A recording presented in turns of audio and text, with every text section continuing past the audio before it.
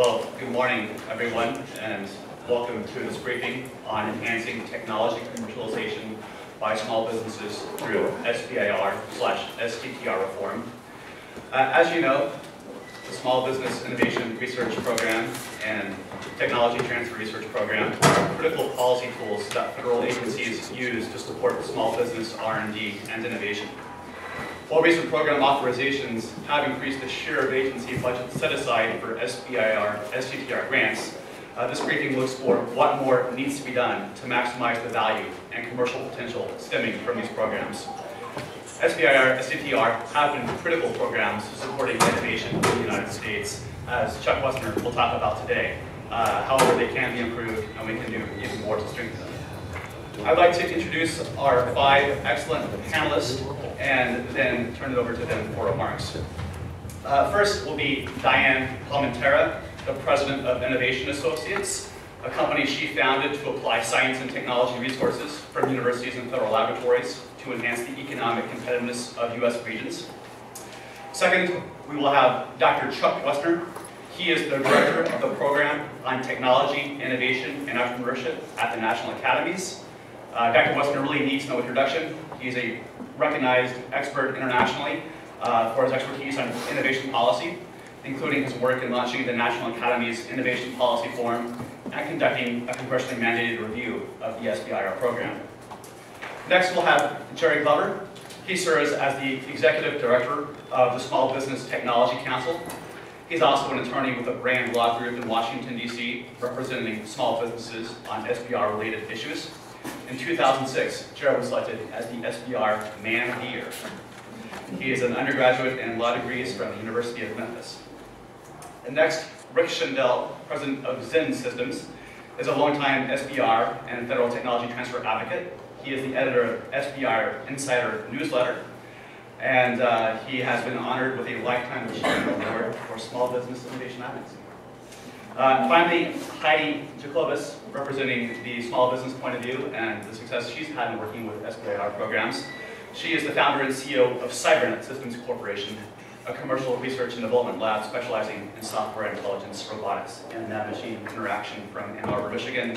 She has her computer science degree and a PhD coursework completed from... No, I don't have a doctorate.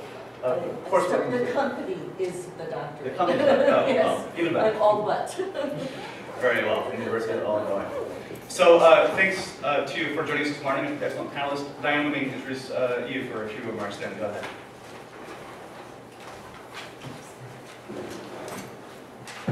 I'm not an official panelist, but I'm here to welcome you on behalf of the House Technology Transfer Caucus, the Information Technology Innovation Foundation, and Innovation Associates. ITIF and Innovation Associates got together and approached the House Caucus about doing a series of briefings on innovation and critical topics in innovation, and this will be the first of 3. The second one will be on strengthening national laboratory commercialization. That'll be Tuesday, December 10th, and the third will be enhancing university industry R&D partnerships, and that will be January 28th. I do want to say that this past May, Joe Allen and I co-chaired a lab-to-market interagency summit that was sponsored by the White House, OSTP, and NIH. We were asked in this one-day summit to produce national recommendations on how to enhance commercialization and coordination across agencies, and we were asked for big ideas. And be careful what you ask for, because we gave them some big ideas. Some of those ideas, and I should say the summit brought together 20 national experts from around the country on commercialization. One of the major ideas that came out of this was an office to establish an Office of Innovation and Technology Partnerships.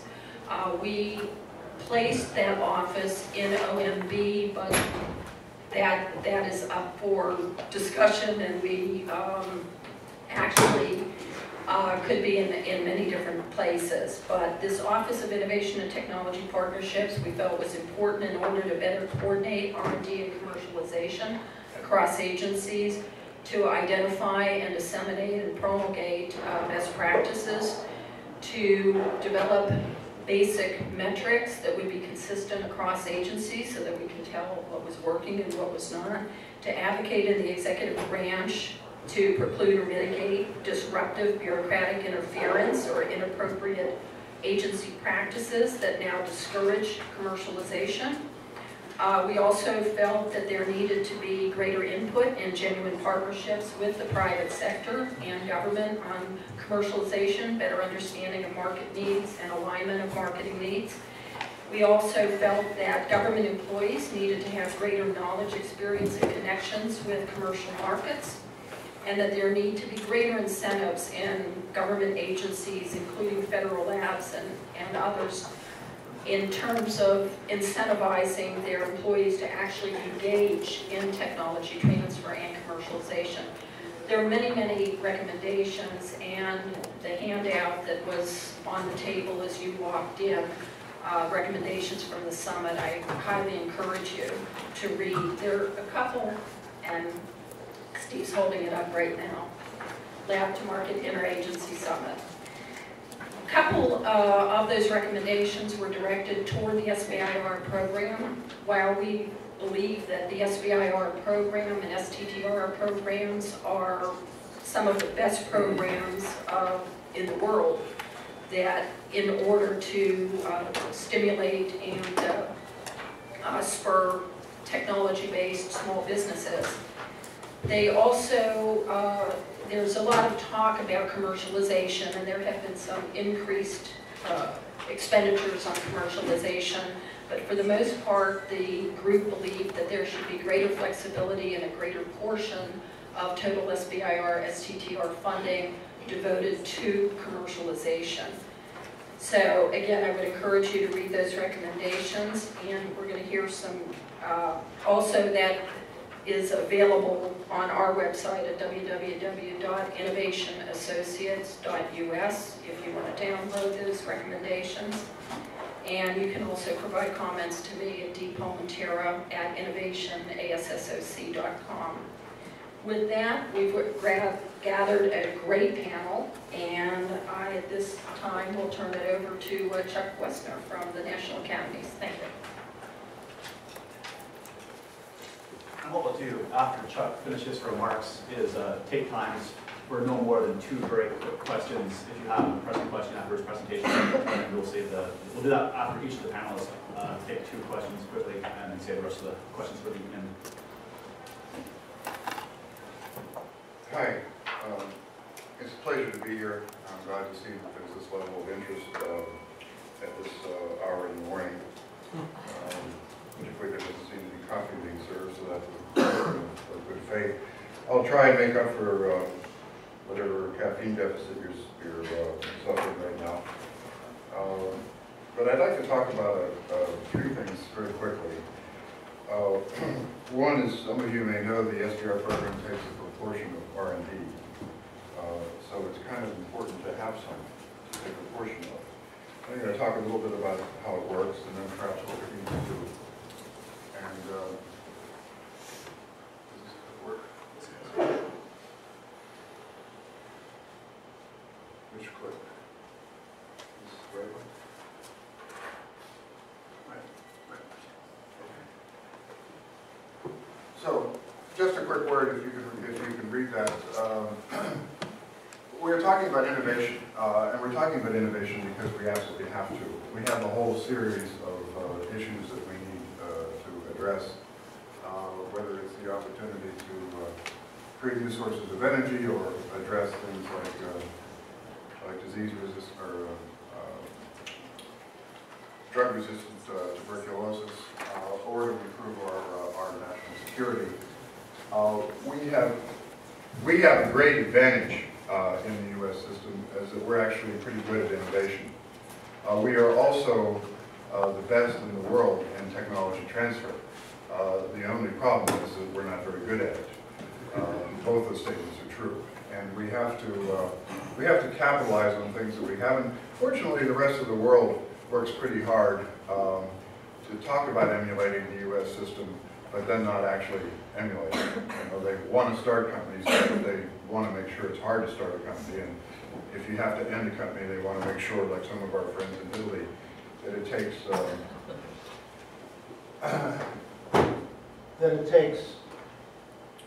I have to be careful. This is the second pair of glasses today. I dropped the first one and reaching to pick it up, I stepped on, which was a bad start to the morning. In any case, we have these advantages, and I sometimes like to joke, we put this up when I'm in Brussels just to make our EU friends feel a little better. But if you look at that, we have a very substantial share.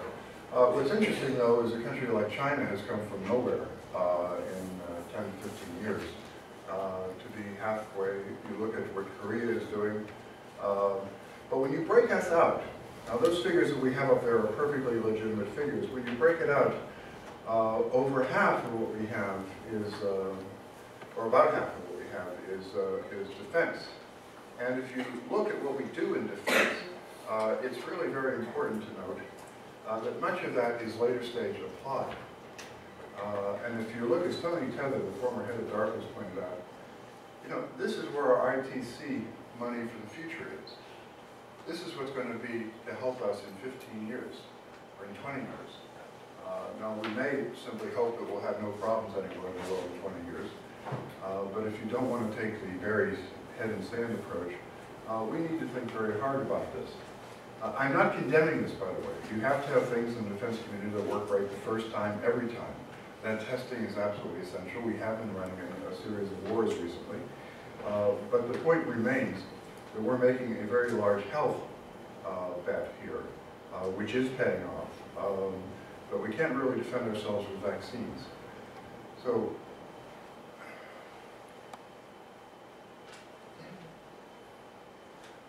I'm amused sometimes because a lot of people talk about the great communicator, and as some of our friends have pointed out, why don't we just get back to where we were then in terms of public?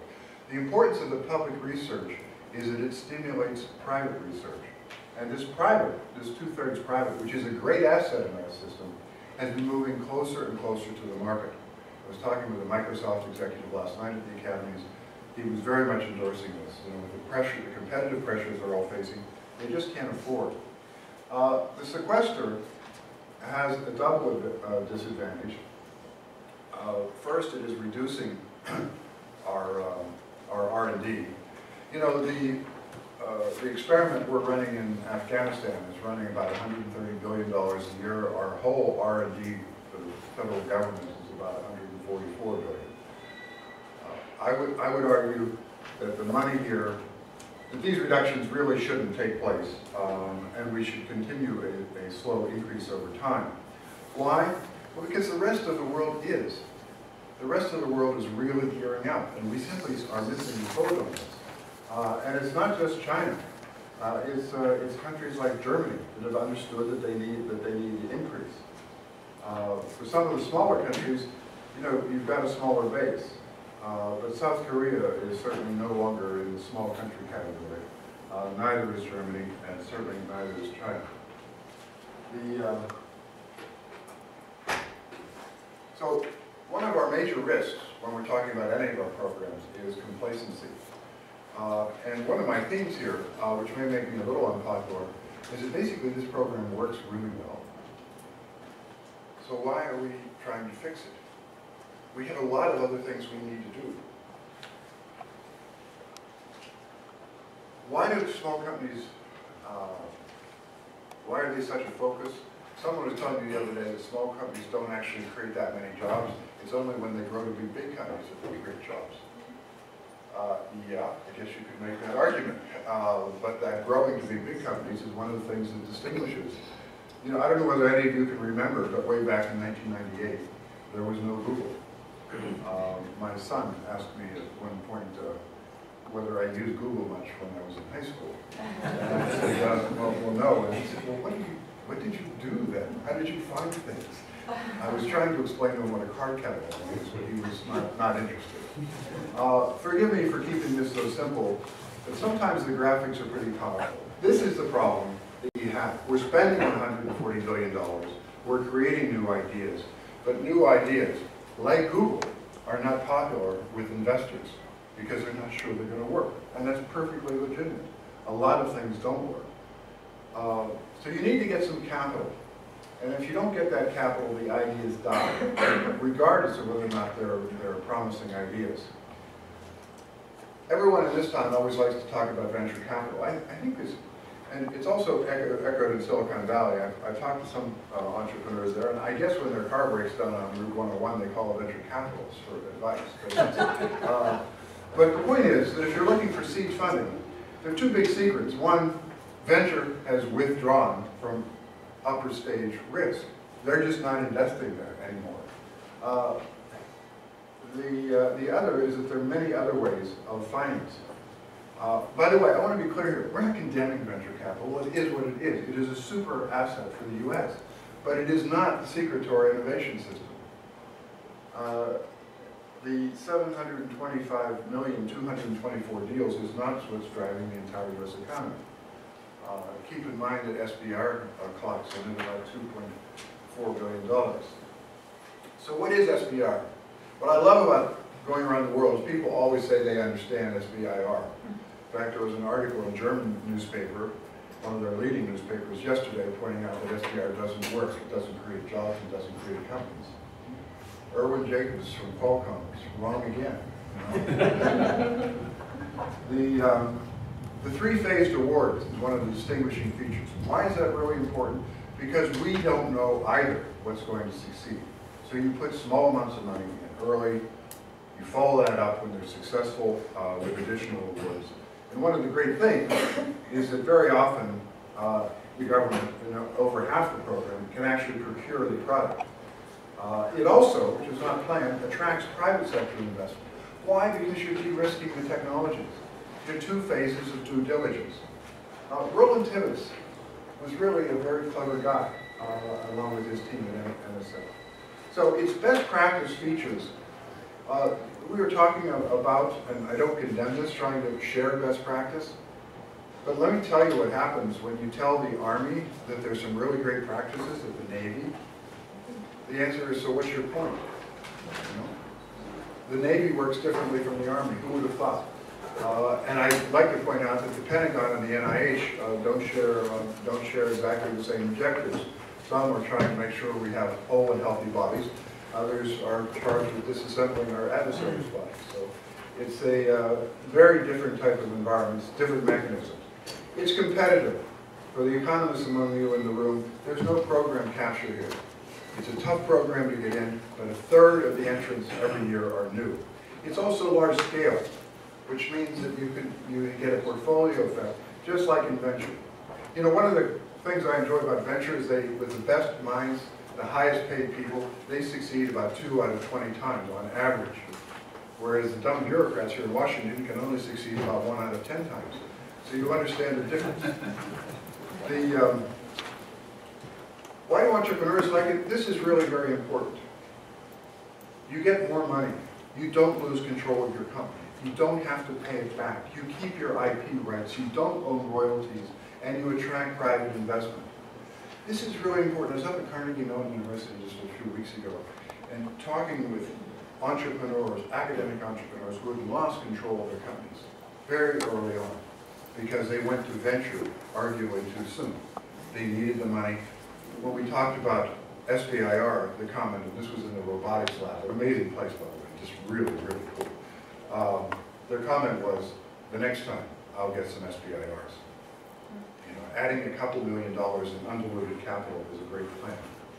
Why do government agencies like it? Well, first, they don't all like it because it's much more comfortable to work with a prime like Lockheed and then get hired by them. The SBIR company is unlikely to hire you when you leave the government. And as you know, some people had to be reminded not to get hired before they left the government.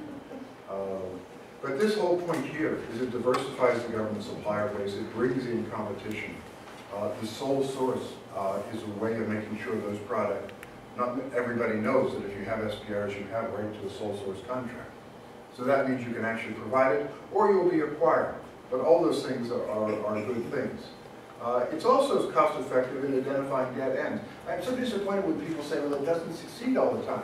Of course it doesn't succeed all the time. It's like playing basketball. You have to shoot in order to score, and you're not going to score every time. Otherwise, there's no game. In fact, I remember telling a senator, much to her alarm, that if they succeeded all the time, it would mean they weren't running the program properly.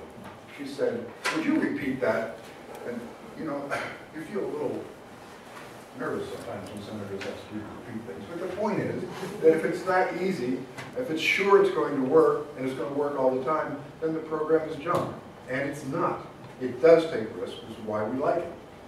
Why do universities like it? Well, again, they don't like it. This is a true story. Talking to the president of a major university, I said, what do you think of SBIR? He said, well, you know, my VP for research really thinks it takes away money that should be used for research. But my VP for commercialization and economic development thinks it's really the best program we have. So I'm confused. The point is that it causes the transfer, and this is what we're here to talk about. How do we get those research dollars out and into the economy where they deserve to be? We don't do this well enough. One of the amazing things, the program's been in place for 25 years. Lots of people, lots of academics in leading institutions don't know about it. I don't know how, but they don't. Lots of development offices, lots of commercialization offices don't encourage applicants, can't provide any expertise. It's really quite, I mean this sincerely, it's quite amazing. There's more than $2 billion sitting there on the table, and you think someone would take the time to pull it off the table. But in many cases, they don't. Now, of course, in the leading places where you have venture capital, like in California, they pull them off the table really fast. Same with Massachusetts. I love these conversations with the venture capitalists. What do you think of SBIR? Ah, it's too slow, it's too cumbersome. My companies only have about 9 of them. You know, because they get it. It's undiluted equity. So we need to reward SBIR participation in the university culture. We need to develop more university prizes. Some of these exist to help create their own phase 0. That is to give them the money to begin getting a business plan and encouraging them to apply for SBIR awards. So let me just refer back to some of the basics here. We had a very hard-fought study. These are just examples of a couple of volumes that we have, and they're out there if some of you want to look at them, assessing the SBIR program. The National Academy of Sciences, that is not unattached to universities, concluded that this program is effective, sound in concept and effective in practice. Much more effective than this one. The success, of course, when people say, does the program work? Well, I don't want to sound about President Clinton, but you know, what do you mean by work exactly here? It does a lot of different things at different times. It does create jobs, but it's not a jobs program per se. There's a very high percentage, over a third of them get patents, half of them actually get peer-reviewed publications. You know, this is not junk. This is really top-quality research. It solves mission success. So, how many instruments for the Mars rover do you think we're going to sell? You know, it's not exactly a GM plant, you know, but when you want to test for water on Mars, or when you want to fix the Hubble telescope, guess who they turn to? SBIR companies. It also has had some major commercial success. You know the Qualcomm story, I hope. What's amazing about our town, and indeed our country, is that if you go to Taipei, everyone knows there that TSMC was founded by Itri, their tech agency. If you go to Helsinki, everybody, the people who pay attention to these things, understand that Tekis was instrumental in creating Nokia in its present or its previous form.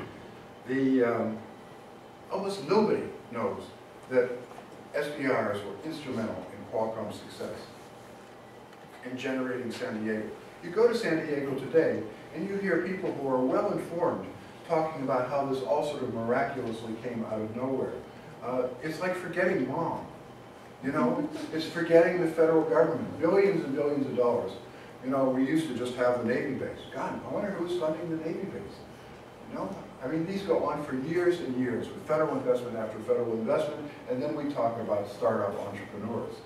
The LASIK, what I really love about this story, and I see some of you are not wearing glasses, which is and I would suspect that some of you have benefited from this. If I'm not mistaken, Jared, this took 7 years. 7 years of thrashing around in the wilderness. What's the problem? There just aren't that many dockings occurring that you're going to use this docking system for spacecraft. After 7 years of nearly going bankrupt, obviously what was intended for this technology was to do eye surgery, to reshape the cornea. It's a fantastic story. It has changed people's lives. So what are some of the key recommendations before I close here? First, keep the program and keep it stable. And that's what the reauthorization did. It's 7 years up. Enhance program flexibility, let the program managers manage. And I would commend that to you. If there's something you want the program to do, tell the managers. If it's legal, they'll do it. You don't have to pass a law instructing them on how to get to work in the morning. There's a tendency to over-regulate the program. They're trying to improve program efficiency. We did recommend and we did increase the award size, which is way overdue. But if you look at what's going on, what I find curious when people say we want to reform the program, we just did. The Congress passed a major reform that is growing the share of the program, increasing the size of the program, providing for a phase 1 pilot program, allowing some VC firms to begin, allowing sequential firms. More focus is being encouraged on commercialization. Does it mean the program's perfect? No, it doesn't. Does it mean it's going through a lot of changes? It was renewed on December 31st, 2011. The policy directives were just put out in, if I'm not mistaken, in June and cleared by September of last year. There's not been a lot of time. I was meeting with NIH just a few days ago, and I asked them how the new regulations were impacting, and they said, we're looking forward to finding out. They're just doing it now, which is what they should be doing. So we're a little bit ahead of the game here. And there's a more profound point that I'd like to, well, let me just finish this point. We are looking, there are issues that we'd like to look at. We're holding a meeting on February 5th on looking at how SBIR and STTR help commercialization of research. We think that is, we're trying to figure out why there aren't more minorities and women in the program. What kind of outreach can you do? One of the problems they have that concerns us deeply, and I'm not particularly politically correct, as some of my colleagues confirmed you, but we're generating more and more women in technical subjects, more and more biomedical engineers. Why aren't we giving more awards to those women?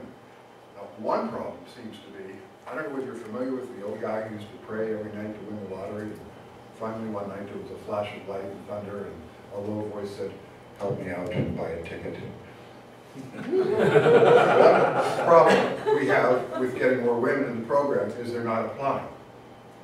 But we don't blame them. The question is, why aren't they? Do they not know about it? Are they not encouraged?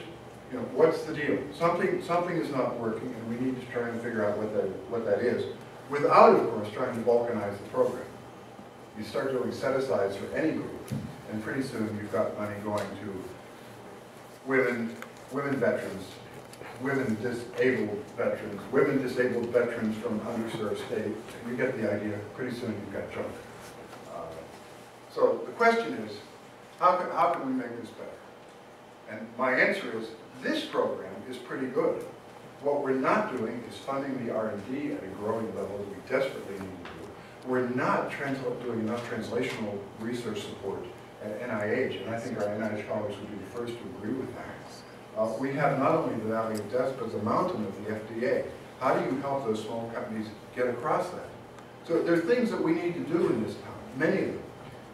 But I would suggest some caution to something that works pretty well, as it is. And I think the Congress, which has, let me just close on this, which has an incredibly distinguished record at picking promising technologies, providing the funds, sometimes to reluctant agencies, sometimes to reinforce the civic entrepreneurs in those agencies. We do really well. The idea that we can't pick winners and losers is nonsense. I like the internet. I like GBS. I like turbines that turn. I like shale gas. You know, a huge government industry partnership with subsidies. You know, the Department of Energy should be congratulated for that, rather than told that they can't figure this stuff out. They're really pretty good at it. It takes time. Remember the Chinese proverb, overnight success usually reflects 10 years of hard effort. Thanks very much.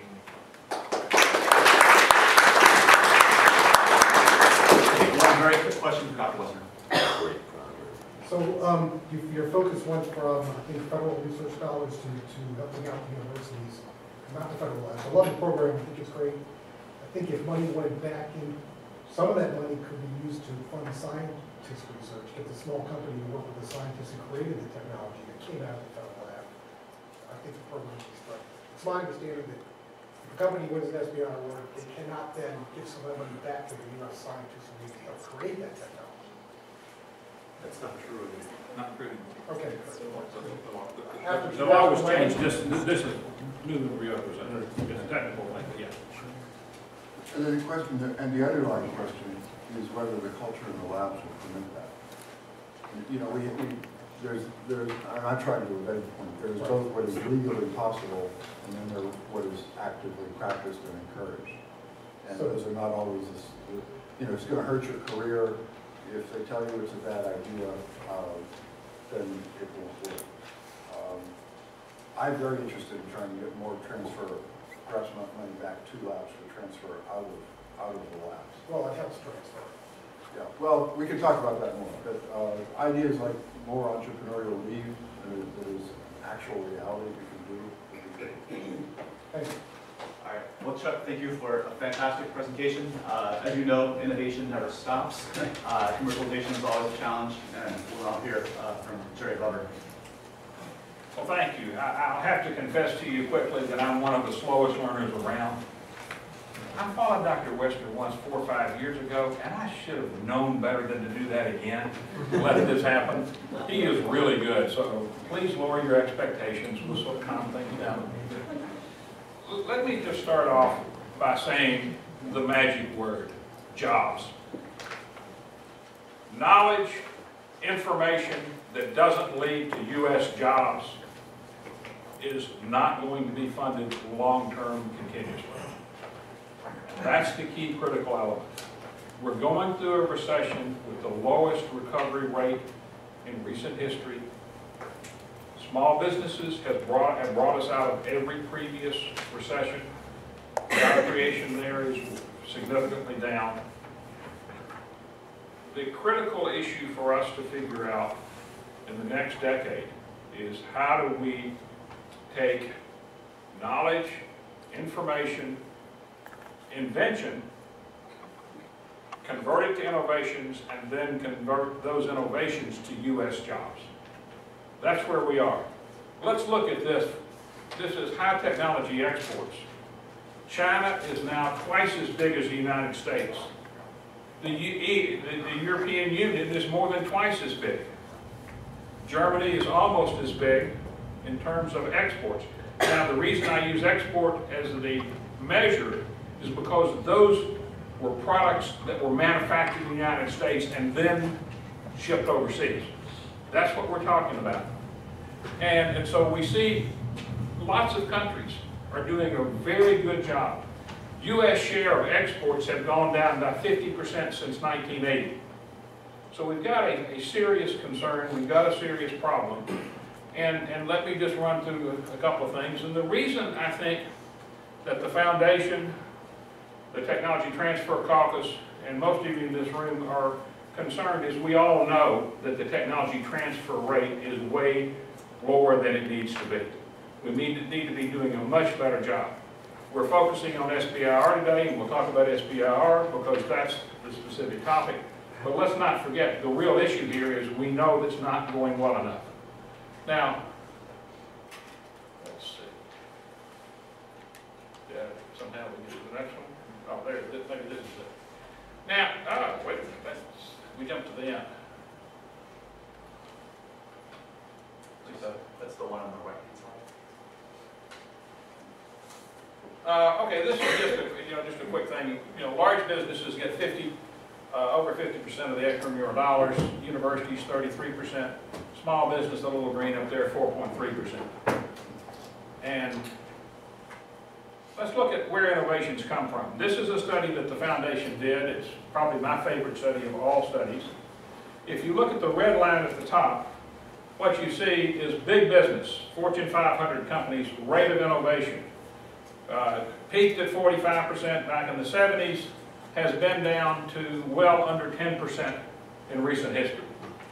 R&D dollars going to large companies may do lots of things, but they don't create key innovations. Look at the blue line. This is starting in 1982 when the law was passed, going up. This is SBIRs. This is key innovations by this one little company with 2.5% of federal R&D dollars. Some of it was lower than that, of course. We're up to over 20% of all key innovations come out of this 2.5% of the federal R&D dollars. So when we talk about commercialization, we really know how to do it, and we're quite good at it. And we've been doing it for a number of years. And this is worldwide key innovations, by the way. Very impressive study done by some professors out at the University of California.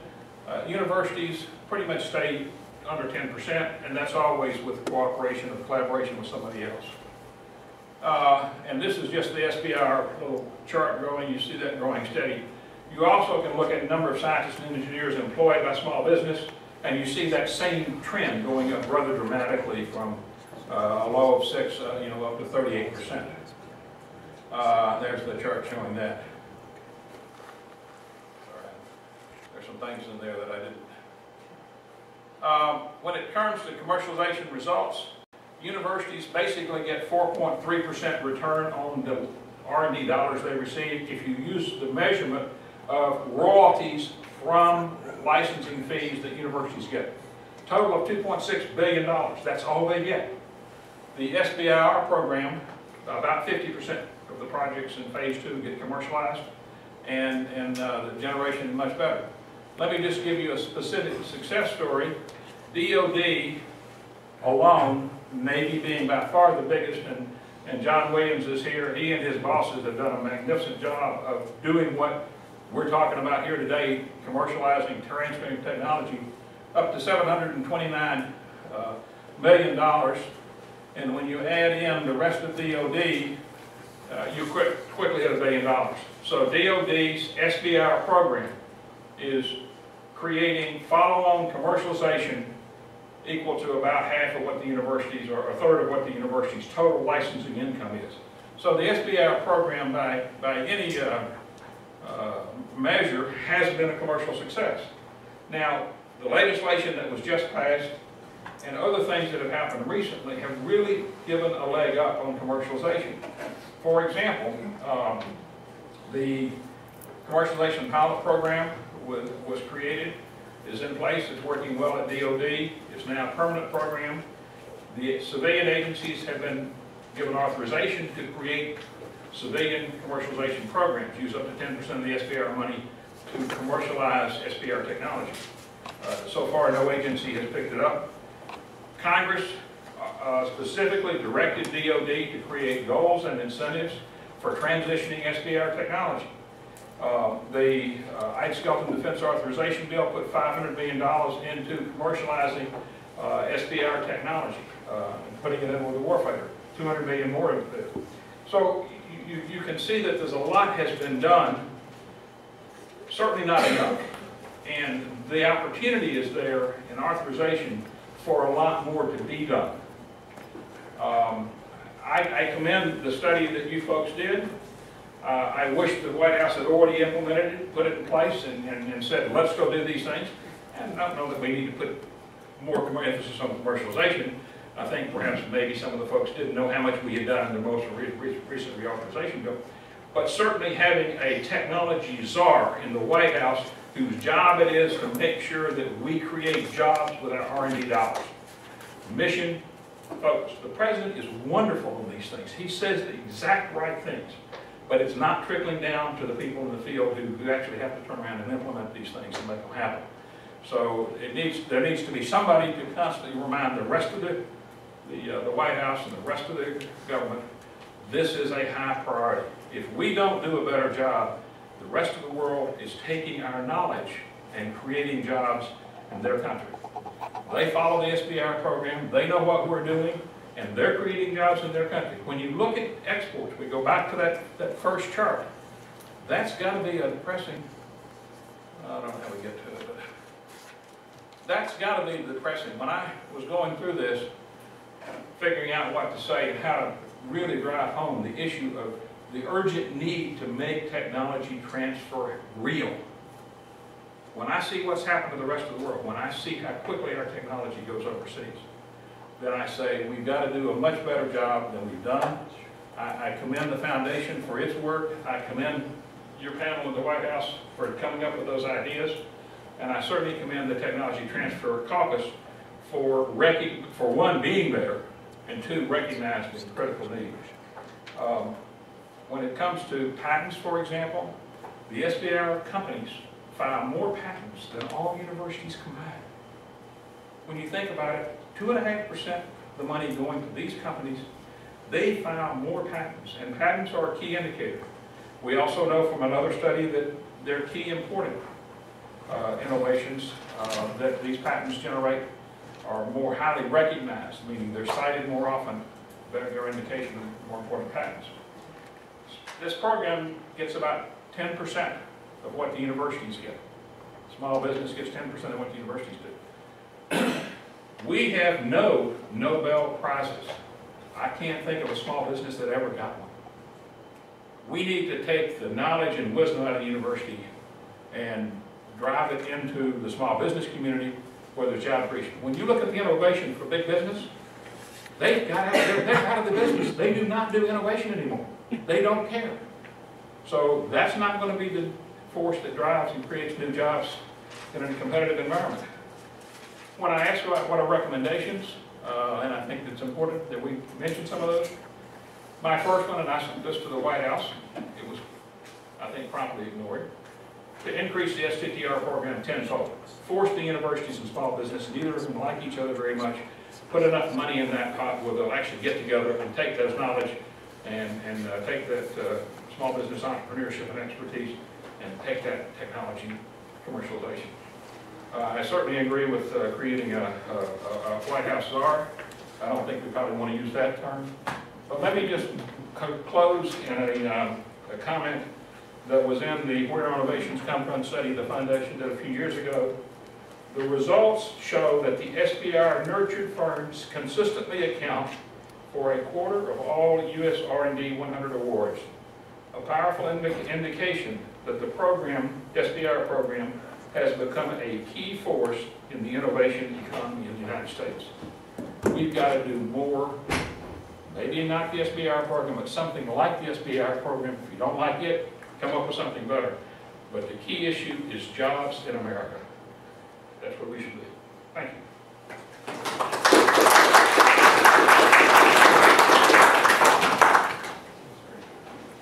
Question heard. I just want to correct you, Gary, on one point. DHS has implemented the 10% program beginning last month. Oh, all right, thank you, Jeff. Thank you. I was not aware of that, but good. Good question.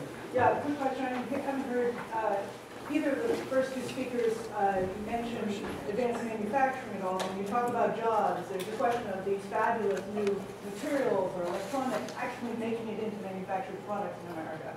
And that connection, I'd love to talk a little bit about. Well, just to briefly address that, SBIR funds do go to manufacturing companies. We also have another underfunded program. I have a quick brief here for you if you want. And what we've evaluated in this, the copies are outside, is not just the MVP program. The takeaway is that it works and it needs to be increased. We also looked at the rest of the world again. One of the few programs, you know, we're the only country, no American football team plays on Saturday without having watched films of what their opponents are doing. You know, as you may have heard, NSA spends a lot of time watching what everybody's doing. But we don't pay attention to what the rest of the world is doing. The Fraunhofers, you probably have heard about it. But E-Tree in Taiwan, with a catapult program in the United Kingdom, or the Carnot program, which is Fraunhofer Lighting, probably something we could emulate. These are all described in great detail here. The Germans, you know what you just heard her say, the Germans spend $2.5 billion a year, have 22,000 people working in 60 centers all across Germany. And we're struggling to ramp up for them. There's a reason they win at this game, and they're exporting, they have a positive trade balance with China. So we need to understand that competition. Canada is run by a conservative prime minister who's an economist by training, just doubled the IRAP program to $228 million. It is almost exactly like the MEP program. We come in at $123 million. May I remind you that the Canadians are not only strange because they have balanced budgets and stuff like that, but they're 1/10 our size. So double the program for an economy 10 times smaller. We're just not playing. And Japan spends 40 times more as a share of their GDP in supporting their MEP-like program, Commercialization centers, than we do in the United States. So competition around the world to support small manufacturers in particular is really ramped up, and we fall behind relatively our peers. Sue Halper says, a wonderful expression, our small companies are home alone. They can't get the kind of help. And you know, no small company can afford a major lab. You want to be able to test prototyping. And there's a potential role for our national laboratories in this as well. So it's, you know, we can do this, but we have to pay attention and start doing it. And get past this idea that the government can't do stuff. Yeah, so most people have the view that, you know, our companies compete as independent actors in a global economy, these sort of firms around the world. And in reality, they compete against the technology ecosystems of other nations. And that's something we have to understand, that it's not an unvarnished, unfettered free market. Though markets drive economic growth, we have to recognize that more and more our countries compete against the coordinated, you know, technology and the geopolitical ecosystems of these countries. The director of Fraunhofer told our team when we went out and visited them, and I want to stress, along with ITRF, we actually go to these countries and learn rather than making it up over the weekend. And one of the directors said, yeah, we subsidize our companies. Of course we subsidize our companies. We provide power, electricity, roads, water, and training for their people and facilities to test. And yes, that's a subsidy, and yes, that's what we do. Any questions? You know, that's what they do. And these are Germans. These guys are not trying to take over the world this century. But they work hard at it, and they do well. That's good. Rick?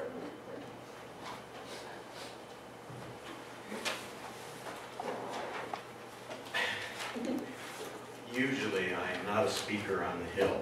However, since I am, for at least for a few minutes, let me at least start to kind of break the ice. I like to talk with my group as if we've been friends for 20 years. Can we do that? Okay, great. Well, then I'll lead off with this.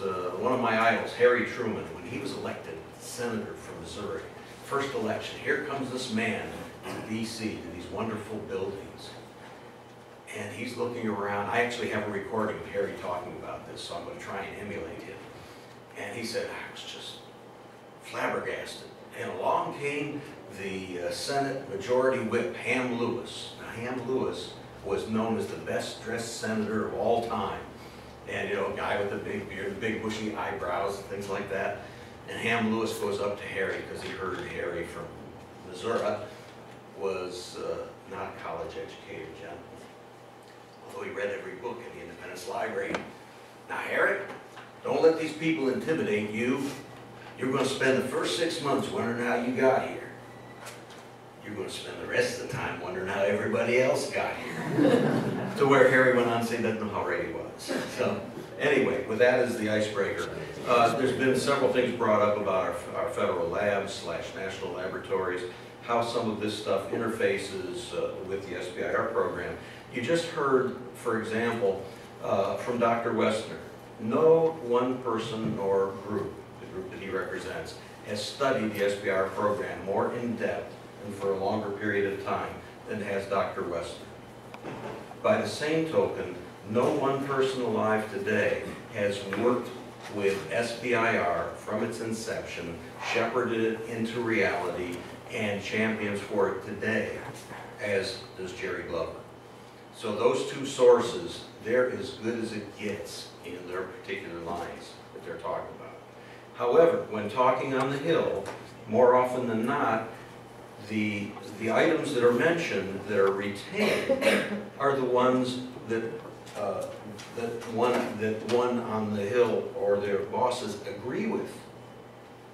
If they have a lobbyist from a large organization that says, hey, this is going to be full of hoy, don't listen to these guys, in many cases that doesn't happen. Or we want to improve something, as Dr. Wessner had talked about, that didn't need improving, we're going to do it. This is in spite of the fact of the examples that Dr. Wessner at a Senate hearing had given that were supported by Irwin Jacobs, the co-founder of Qualcomm. Keep it simple. Too much requirement creep. When the reauthorization was done, it became much more complex than ever before. We learned from some officials in our government that small businesses are the biggest crooks that deal with the federal government.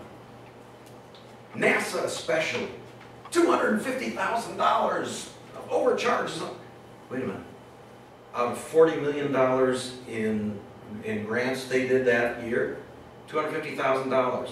When an accounting was asked for it, it turned out that most of those things were maybe unallowed travel.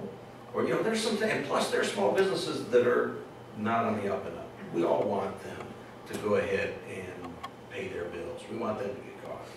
But the proof in the pudding is this. I challenge any of you to go out on any of the federal websites for grants, contracts, find a website that has waste, fraud, and abuse. If you see this, call so-and-so in great big letters, other than an SBIR. You won't find it for any other granting or contracting program. But in the legislation, because somebody got to an IG and to a senator and said, hey, this is something we have to really get up on, it scares new people away.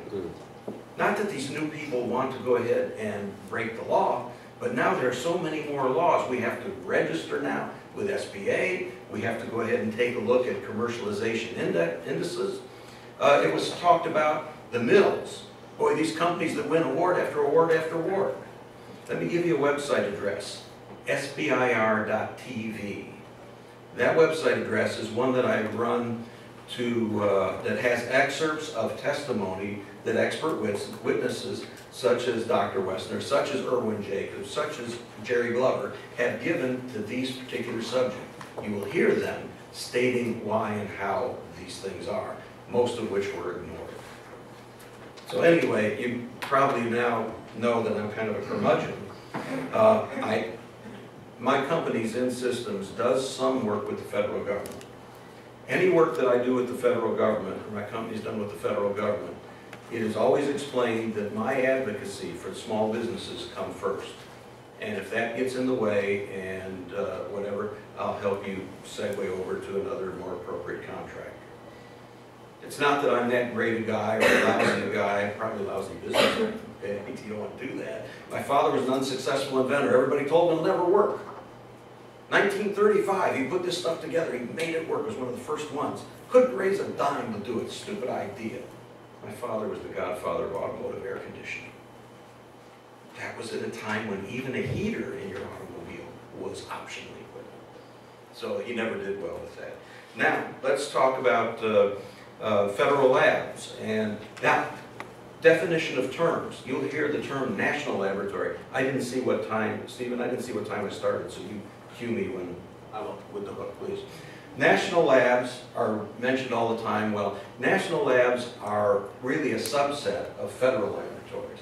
Federal laboratories, the umbrella. National labs are a designation mainly of government-owned but contractor-operated labs that reside mostly in the Department of Energy, but not exclusively. Okay? Now, those GOCOs are also many times referred to as FFRDCs, so you love alphabet soup, federally funded research and development centers. The reason I separate the national labs and the FFRDCs is that those entities are permitted to be your full research partner, research institution on STTRs. Okay? You can give them up to 2/3 of the research program that you're going ahead and do. Not the overall federal labs, like your DOD laboratories, EPA, all the NASA and things, not true. So that designation is important to you in STTR. Now, we know that our federal labs have spent tons of money in research, sometimes for projects, specific projects. They accomplish that project, then they put the thing on a shelf, we're done with it. A lot of these things are available for commercialization. A wonderfully just advanced thinking lady from NIST, Clara Asmail, came up with an idea. Her idea was, can I take part of my SBIR funding, and instead of asking a company to solve a particular problem, and as SBIR and STTR usually do, we're going to give them a list of some of our technologies that we have that need maturation and that could be commercialized. They're wonderful. And we're going to ask you to submit a proposal under SBIR. They call it SBIR-TT. And guess what? It worked very well. Even Ann Eskison, the #1 curmudgeon of SBIR, and probably one of the most advanced thinkers of SBIR, Annie is, she said this is one of the greatest ideas, as long as it doesn't get abused. And other agencies picked up from Clara. Now Clara, who used to be the SBIR program manager at NIST, no longer. She's now over at MEP, okay? But she advises many of the agencies on this SBIR-TT program. And again, we just want to be careful it does not get abused. Now, partnering, this gentleman talked about partnering with the federal lab on SBIR and money being able to go back to a lab. That used to be allowed prior to the 2002 policy directive, which is kind of interesting that Chuck had mentioned about we just got the policy directive in effect early last year after it was passed in 2011. Well, when the 2000 reauthorization hit, it took 2 years to get a policy directive out. So these guys did a really good job getting things out in a hurry. But in 2002, they decided no more partnering with a federal lab. And the reason for that is there were a couple of labs that abused that, saying, that topic that belongs to my agency, belongs to my lab, if you really want to go ahead and get an award on that, you have to partner back to me. And that was shown, it was demonstrated, and so was NICS. I fought with several other folks for many years to go ahead and get this revisited and back in, and with the new reauthorization, it is back in. Now the laboratory can receive some of the SBIR funds from the SBIR awardee, who is still the prime. Now, I do some work for the Federal Laboratory Consortium. My work with the Federal Laboratory Consortium had no role in this. The reason that I fought so hard for this is to give the small businesses an opportunity to work with our world-class laboratories, and that was taken away from them. Now, if you can't cut a proper deal with a lab, then you don't do it. To make it required to deal with the lab, that's wrong. It has to be, that part has to go away. And it is being watched very carefully, both internally within the labs and not. Now let's talk tech transfer, which is an area that you folks live in. All too times, especially for you staffers that are here, we all want to come in with our tie and give you our best front, how wonderful things are. Let me tell you, it's not always that wonderful. My mentor, George Lindstedt, who was the man that created the DoD Consortium and ultimately founded the Federal Laboratory Consortium, at a time when only agriculture and NASA did tech transfer. He felt we have all these great things that we need to get out to the community. It was not within the mission of the laboratory or the agency. They didn't like it, and George and a gentleman named Harold Metcalf went and sent letters to every congressional, totally illegal, this was back in the early 80s, saying, hey, this is something you need to consider. They did. Joe Allen and some other folks that did Bonnie Dole, incorporated some of that. It became law. This is what they did to George Lindstedt after 30 years of exemplary employment to the Naval Weapons Center, China Lake. When they got it off the ground, he said, Lindstedt, I don't know how you got this off the ground, But I know one thing, it's not within the mission of Naval Weapons Center. You're a GS-13 pay grade now, which is relatively low for an engineer, as George was. You can stay in this tech transfer garbage if you want. And Neil, you remember some of these people that go back. If you get back to infrared, you will retire a full boat 15. Great retirement, great end to a career. George says, no, the country needs this. He was rewarded. He retired at GS-13, just as he was promised if he stayed with tech transfer. We see in tech transfer, and those of you that are interested in federal laboratory tech transfer, I would very highly recommend that on the session on the 10th, one of the brightest stars I have ever worked with, a lady named Ida Shum, she's going to be talking about how some of those things in tech transfer went down and how some of the roadblocks really affect us. We have to fix those and also work with SBIR and STTR in the labs. The tech transfer community in the labs and the SBIR communities often don't know each other, speak different languages, don't work well with each other. We're going to all try and fix those things. So thank you for putting up with my rants, and we'll be here to talk with you afterwards. Thank you, Rick.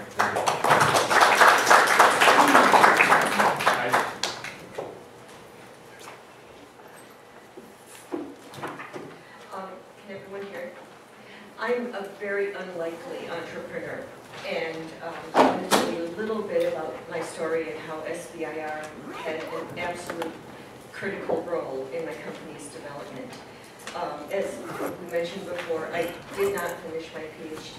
I took my working paper for my thesis and submitted it to DARPA as an SBIR proposal, and it won. I said goodbye university, I love DARPA, and that was 23 years ago, and 50 employees ago, and many contracts ago, and patents that have been awarded, and very successful phase 3 SBIR installations in the field. So I want to tell you how I'm concerned about some of the metrics that are being suggested for how do you say is someone innovative enough. What's a grade of 9 mean on an innovation scale? In our examples here, it's sometimes taken 7 years or 10 years to come to fruition for an innovation. Oftentimes an innovation is way too early for its time. So I can give an example. In fact, this book, one of the chapters is about a company called Immersion in San Jose, California. And Immersion and Cybernet, at the time, they were both founded about the same time. We too really were the ones who split, not consciously, we competed fiercely, but we split almost every topic in SBIR on the topic of force feedback. If you know about joysticks that push back at you or steering wheels that you can feel, we had a NASA contract that got us started in force feedback. It was for training astronauts on the space station. And Louis Rosenberg, who got his PhD from Stanford, was working in force feedback, and the story of his company is in here. What isn't in here is that as they matured, Microsoft came knocking at our door, knocking at their door, and Louis had about half the intellectual property patents that had been issued on force feedback. Cybernet had the other half.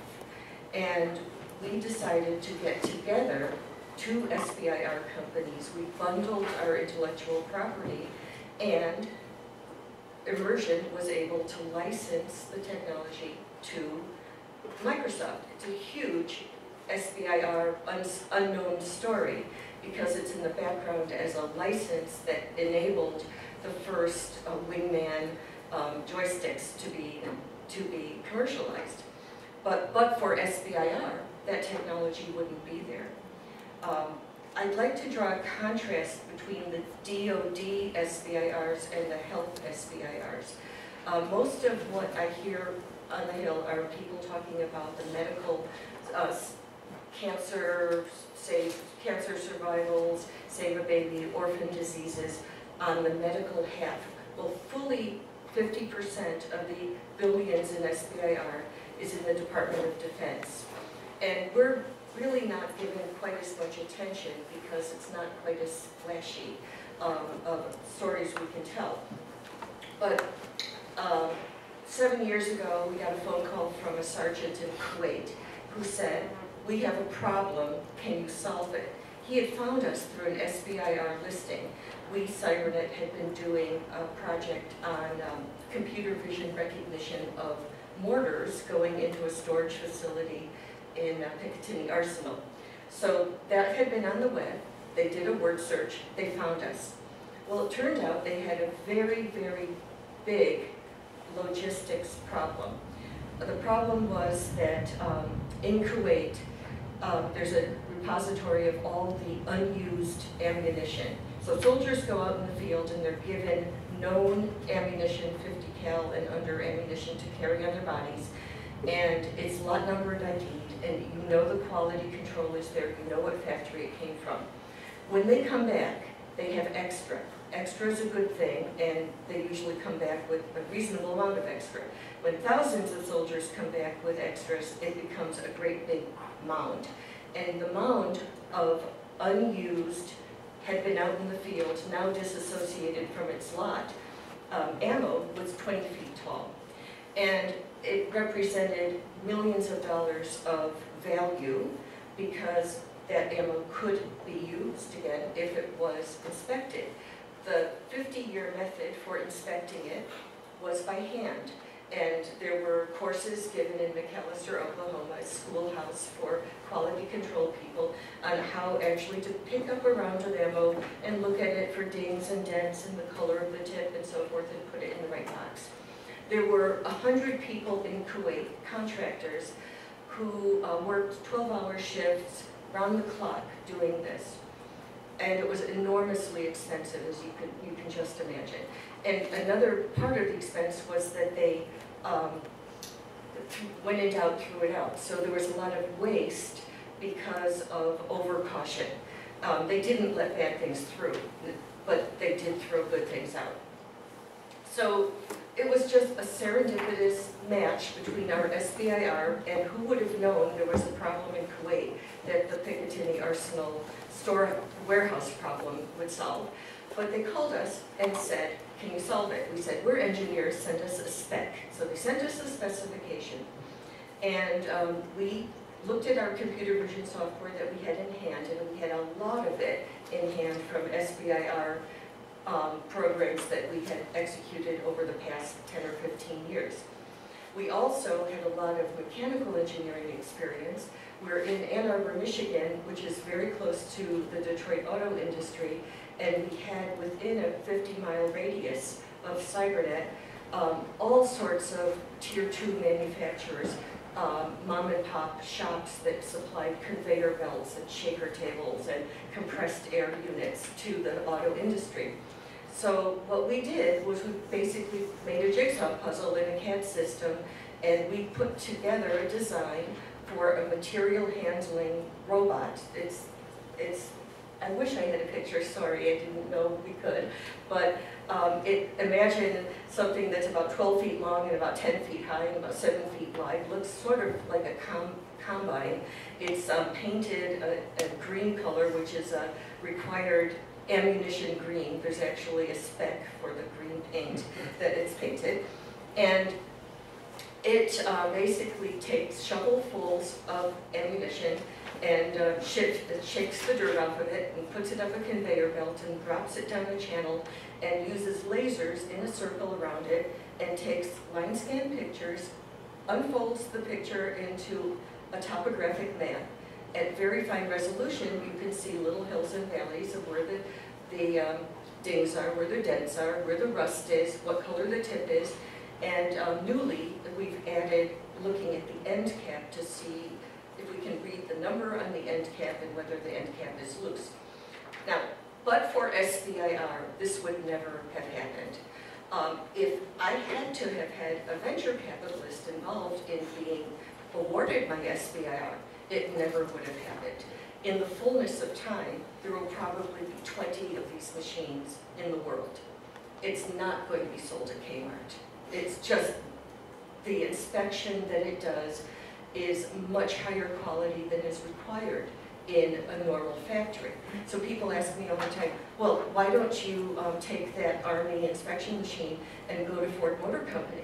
Well, the problem in the factory is they know what's coming out of the machine. They've designed the part, it spits out of the machine, and if you're going to inspect it, you have the CAD model, you know what it is, it's clean, it's dry, it's right there in front of you. What we're doing is literally in the field, mixed lot, dirty, all kinds of sources. So one of the important things about DoD SBIR is some of us solve problems that are too small, but too complicated for the big guys to solve. And so I think we have an important role in the ecosystem of technology development. I mean, there are some people like Qualcomm who have unbelievably fabulous successes, but there are 15,000 SBIR companies, and not all of us are going to be Qualcomms, but many of us can contribute and make significant impacts.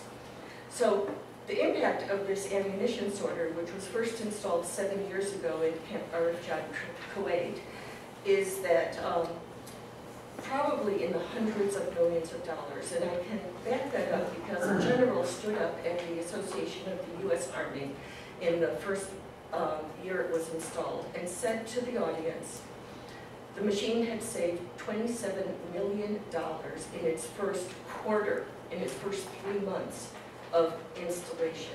Now that was 7 years ago. The machine is still running there. We have machines running in the National Training Center. We've now made a mini machine which just sorts brass, spent brass, because as you know, you can recover metallic value from spent ammunition. And so we have machines specially made that sort out the brass so they can get payment for the metal.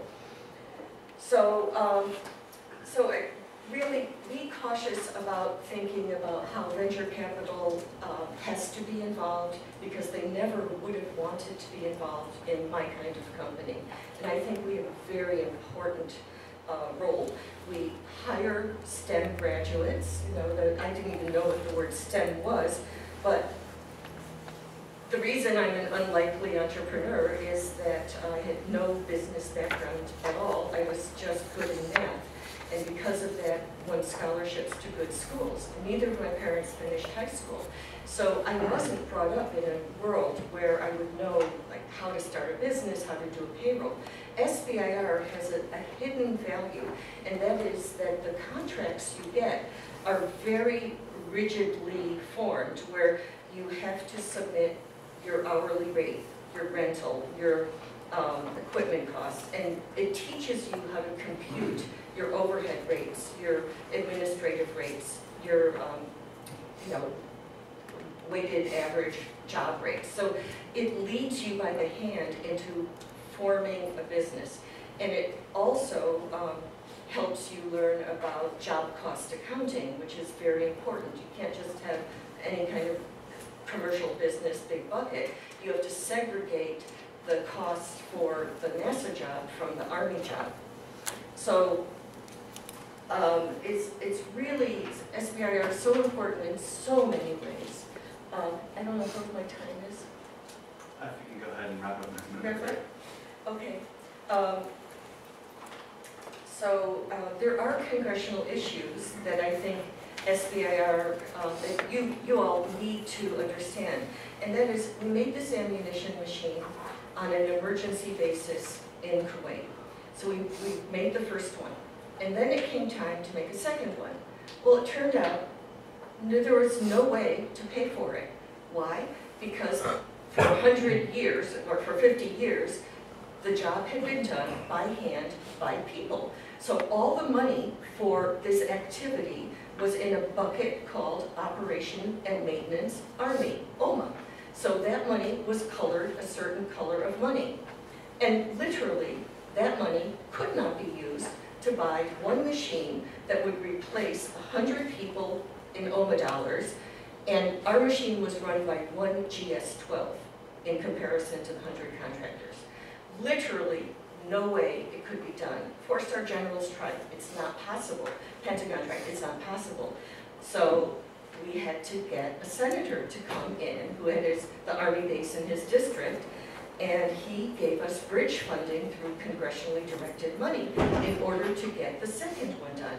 In the meantime, I hired retired Army colonels because I don't know the acquisitions system. I know what I don't know. That's one of the reasons I'm successful. So I hired a retired colonel who knew about acquisition of high-tech things, and he worked it out. So we got the appropriate paperwork called operational needs statement and council of colonels, and we got everything organized so that now, today, we're a catalog item in the catalog of ammunition equipment. So now it's relatively easy, but it's very hard to commercialize DoD SBIR, and we really should embrace it and encourage it, and maybe the acquisition system needs a little bit of sensibility put into it. Wonderful, thank you very much, Sonia.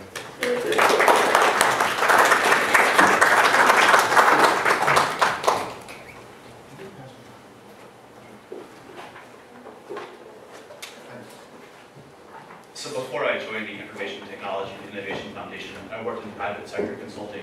We helped companies like Bank of America, UPS, and the Hartford develop new innovation offerings. With the Hartford, we worked for 6 months one time to take a new insurance offering online for them. And at the end of this period, one of the executives in the firm asked me, well, Steve, are we finally done? Is innovation complete with the Hartford? And the answer is no. Innovation is never done, innovation never stops, and the need to improve anything we do is continuous. I think what we see here today is, while certainly the SBIR and STTR programs have played phenomenal roles, both in helping agencies meet their research missions, and also in terms of helping entrepreneurs create new innovative businesses and transfer federally funded technology in the private sector, there's always room for improvement. And I commend all of our panelists for the thoughtful comments both about what works well with these programs and also how we can continue to look to improve them in the future. I think what the reauthorization of the SBIR program in 2011 showed, right, was that it's a great program, but again, there's always opportunity to improvement. That's why we put more commercialization elements into the reauthorization effort in 2011. So with that, I'd like to open up to the audience for questions, if there are any. And go ahead in the back, Myron. SBIR has many wonderful stories to tell, but my question is, has there been a serious evaluation of the program in terms of outcomes and in terms of what would have happened were it not for SBIR? And I'm thinking, for example, of what was done for the Advanced Technology Program, which had a quite thorough evaluation. And why do we have SBIR but not the Advanced Technology Program? Well, yeah, the short answer is we have 6 volumes that outline both the challenges that you're talking about in the assessment. One of the economists like to play with the program. That is one of our colleagues from the SBIR program, one of the managers pointed out, actually we're working on trying to solve national health problems, not to get better publications. One of the dirty secrets is that the companies usually know whether they got the award or not. So the placebo effect is kind of hard to achieve with this.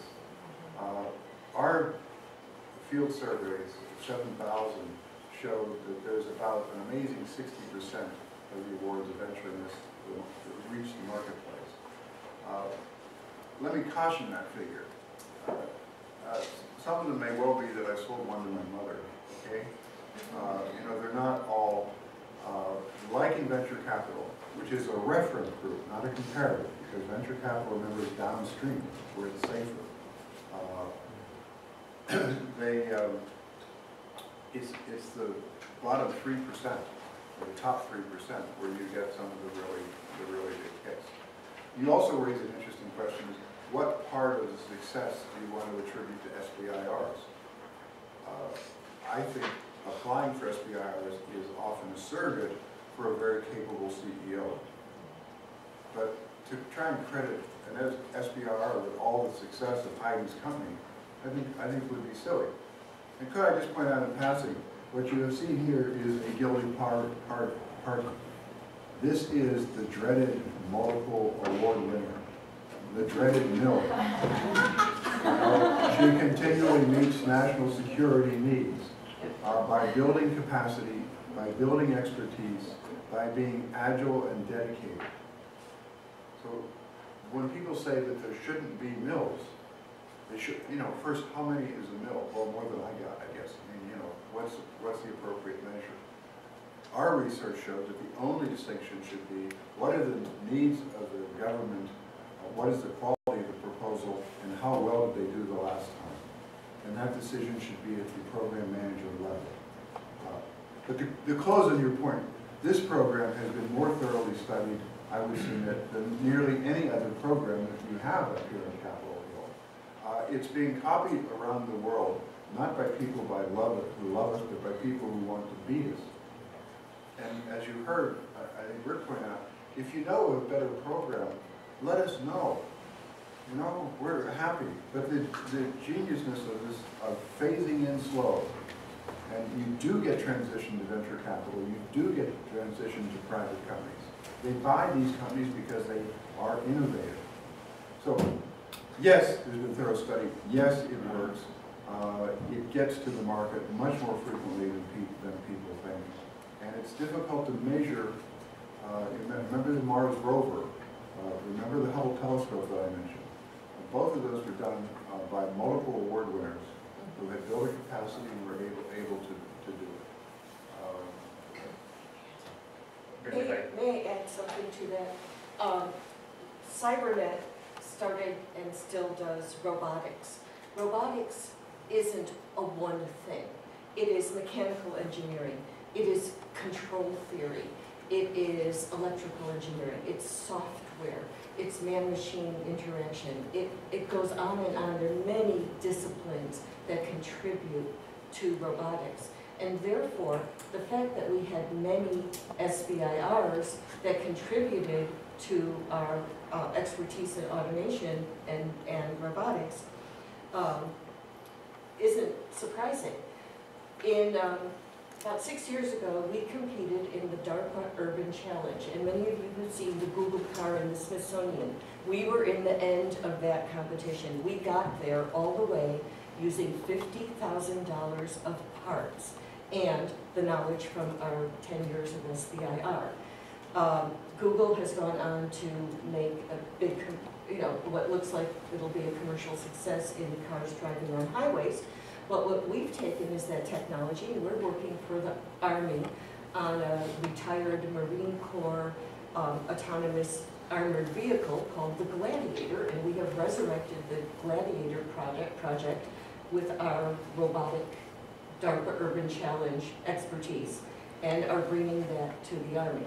So again, we're not Google, but we're doing something significant for the Army.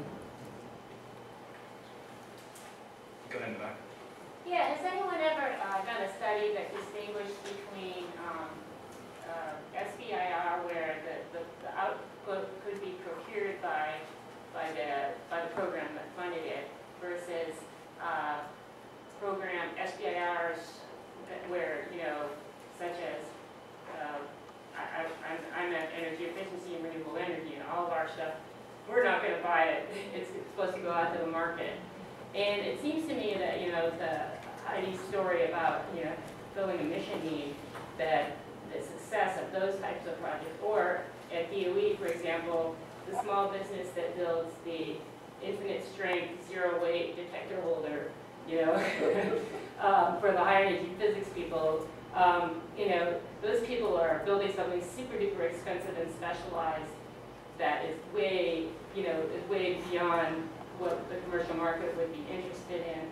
But in terms of their program missions, that's a success. So I guess the long preamble is has anyone, tried to distinguish those two categories and looked at them differently? Yes, we did. We did that. And if you'll leave me your card, I can get you the NIH review, which is the classic. But there are awards that go directly into commercial products. The electric toothbrush, which is perhaps not a huge contribution to civilization, but nonetheless is now a $5 billion business, and it's SBIRs. One of the ironies is that SBIRs are all around us, but we don't, even within companies, there's not always, as one analyst said, there's no SBIR shrine that people bow to when they come in the door. It's just, we didn't even know when we started our work that Qualcomm was an SBIR company. And we tend, as I said in my remarks, we almost have a Soviet approach to this. We tend to airspray out the story part where the government is there.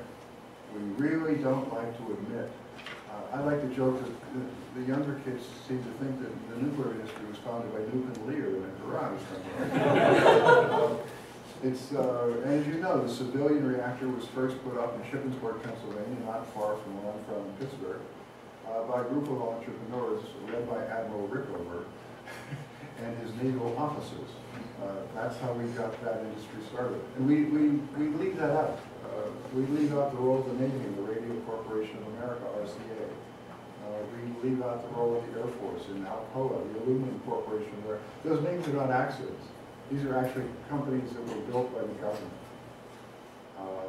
And the stories are there, but we leave it out of our history. And I think to our peril, because the irony is that we're good at this. I mentioned just in passing the public-private partnership that made the shale gas revolution possible. All they did was the drilling technologies, the imaging technologies, the drill bits, and then the subsidies that brought them up the learning curve and down the cost curve. And this is a brilliant success. It's transforming the American economy. But I looked at a Deloitte study on opportunities for the U.S., and it starts off with these entrepreneurs generated the shale gas revolution. DOE isn't anywhere there. But if you ask the entrepreneurs, one of them actually brought out an ad, which I thought was a funny stat I'd seen in a long time, because it captures our ambiguity. The guy wrote, "I hate the federal government, but I love the Department of Energy," which last I checked was still part. But in any case, we just lose the storyline. And it's important that you get that on the Hill, because we begin to auto-check ourselves by thinking that we can't do things, that the government is always wrong, that the government is ham-handed and clumsy. No, actually, sometimes it gets wrong. The recent, anyhow, so. And the important thing to understand is we're in a worldwide competition market for jobs. And our ideas are published, and somebody's trying to create a job in some other country immediately. And their government is doing everything they can to help them do that, and we're not. And the technology transition hasn't gotten better as competition has gotten tougher. And if we don't do a better job, a generation from now, we're going to see the U.S. way down on technology. In terms of technology right now, we're behind the EU and China now and going down quick. We're going to have to do a better job of technology transition, because the competition, which is every other government around the world, is doing its very dead level best to make that happen. So, Myron, I think one of the biggest proof points for the strength of SBIR is that, as Chuck said, countries around the world are directly emulating it. In fact, Britain put in place an SBRI, Small Business Research and Innovation Program, that was a carbon copy of what we've done in the US, and they didn't do that because they don't think it's been a very effective program. Chuck, to your point, it was a great point about RCA. What happened was that the British were reading our telegraphed traffic at Versailles at the end of World War I, and Wilson found out about this and got on the phone to Roosevelt and said, "We got to stop this," and that's directly what led to the creation of RCA, Radio Corporation of America. Now that's industrial policy. That's government directly intervening to start a company. ITIF does not think that's an appropriate role for government. And that's why SBIR is so important, because it's innovation policy. It's a set of money that helps entrepreneurs build their own businesses, overcome that valley of death. But it's not our government starting companies. That's industrial policy. SBIR, and what we advocate, is innovation policy. There's a huge difference. I'd like to close this briefly by asking each of our panelists in 1-2 sentences, not more than that, to give their #1 recommendation for improving SBIR, STTR technology transfer commercialization. I know you've heard a lot today. Let's summarize from each of the 5 very quickly. Your #1 recommendation. Oh, well, let's start from the line.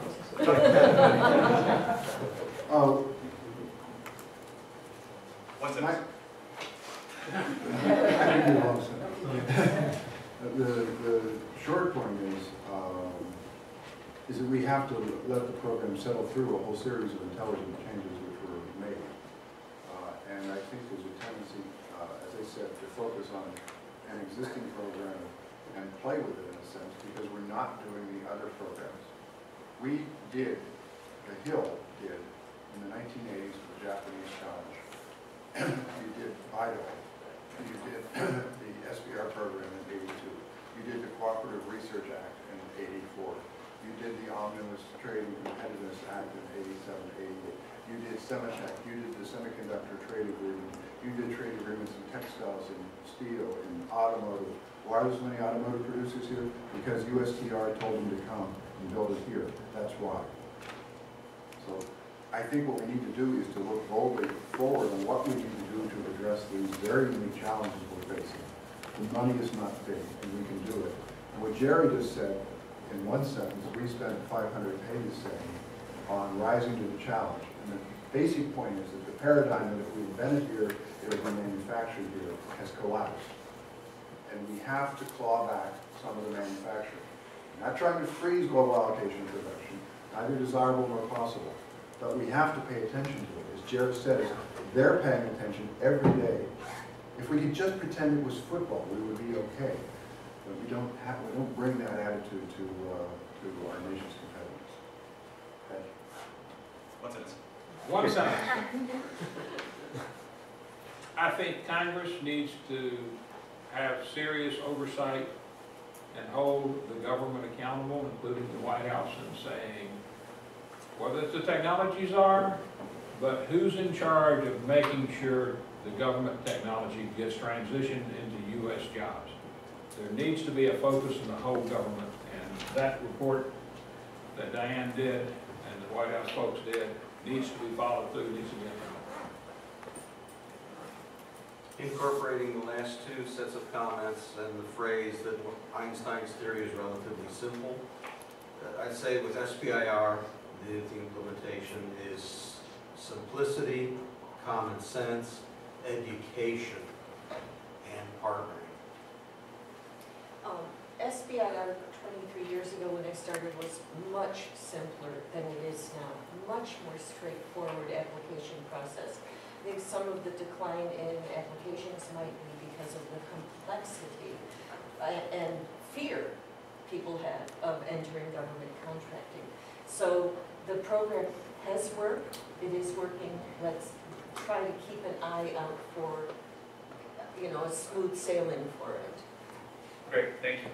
So we will have video of this event online tomorrow.